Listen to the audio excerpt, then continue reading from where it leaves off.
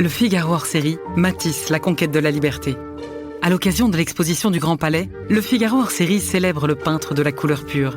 Un numéro magnifiquement illustré pour comprendre cet artiste révolutionnaire qui aspira pourtant toute sa vie à l'harmonie.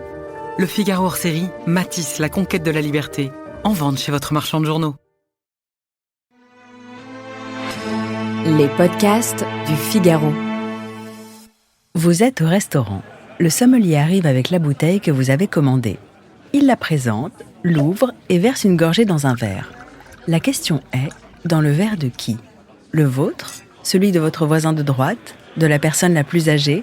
De celui qui a l'air de s'y connaître ? Croyez-le ou non, cette micro-scène de quelques secondes concentre des siècles de conventions sociales, de rapports de pouvoir et de biais de genre.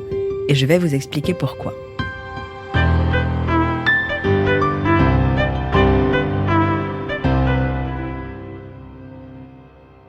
Pour commencer, sachez que la règle, telle qu'on l'enseigne dans les écoles de sommellerie et telle qu'elle figure dans les standards de service, est la suivante. On fait goûter le vin à la personne qui l'a commandé, c'est-à-dire l'hôte de la table. Pas la personne la plus âgée, pas l'homme par défaut, mais bel et bien celle qui a fait le choix. Une fois le vin validé, le service suit un ordre précis.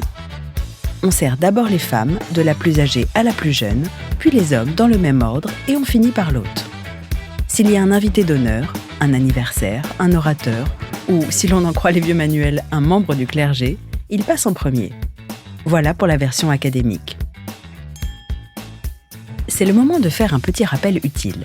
On ne fait pas goûter le vin pour savoir s'il vous plaît, mais pour vérifier qu'il n'est pas défectueux, à savoir bouchonné, oxydé ou déviant. C'est un contrôle qualité, pas un avis gastronomique.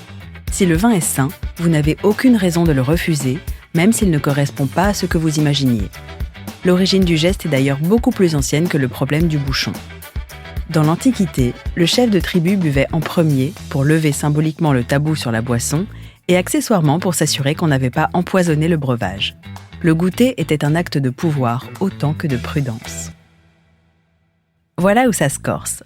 Dans la réalité, combien de fois avez-vous vu un sommelier présenter automatiquement la bouteille à l'homme de la table, même lorsque la femme l'a commandée ? Un biais tellement répandu que des sommeliers eux-mêmes le dénoncent. Cette habitude vient d'une époque où l'homme commandait systématiquement, où trinquer était un privilège masculin, et où les femmes se contentaient de hocher la tête en souriant pendant que ces messieurs levaient leur verre. Heureusement, on en sort, mais pas partout et pas toujours.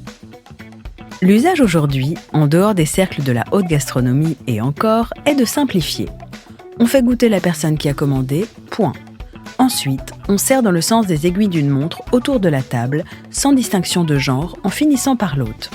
Ce qui présente l'avantage d'être plus fluide et d'éviter ce moment gênant où le sommelier doit décider qui est la femme la plus âgée de la table. À ce stade, je vous conseille de retenir 3 choses. Premièrement, on fait goûter à celui ou celle qui a commandé, indépendamment de son genre. Deuxièmement, le goûter sert à vérifier que le vin est sain, pas à lui donner une note. Et enfin, sachez que même les tables les plus guindées sont en train d'abandonner le protocole genré au profit d'un service beaucoup moins ampoulé. Et après tout, tant mieux.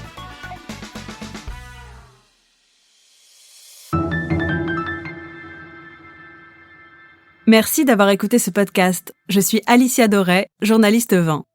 Vous pouvez retrouver Parlons Vin sur Figaro Radio, le site du Figaro et toutes les plateformes d'écoute. Si vous avez aimé cet épisode, n'hésitez pas à vous abonner et à laisser votre avis. À bientôt!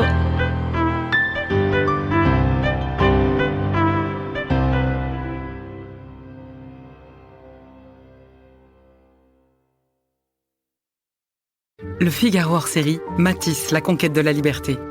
À l'occasion de l'exposition du Grand Palais, Le Figaro hors-série célèbre le peintre de la couleur pure. Un numéro magnifiquement illustré pour comprendre cet artiste révolutionnaire qui aspira pourtant toute sa vie à l'harmonie. Le Figaro hors-série, Matisse, la conquête de la liberté. En vente chez votre marchand de journaux.